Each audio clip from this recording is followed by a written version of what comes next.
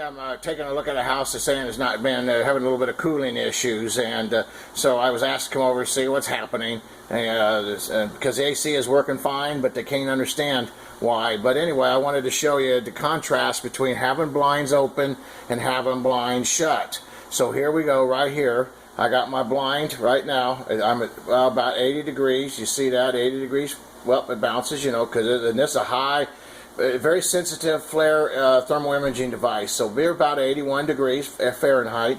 But let's walk over here and see how much this is. Here, just going to the glass. And so we got, let's see if we can't get a good picture of that. We're 84, 85 degrees. With the glare, it's hard to tell. Sorry about that, just because of that. But 85. Now I'm going to walk over here, put this down for a minute. We're going to raise the same blind that we was using just to shut down the temperature here. And I'll just raise this thing all the way up.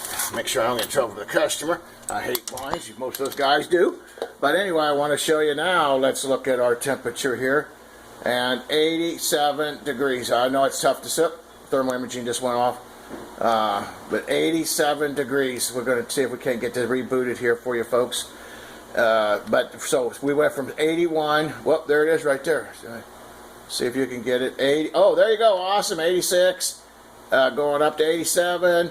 Just that right there.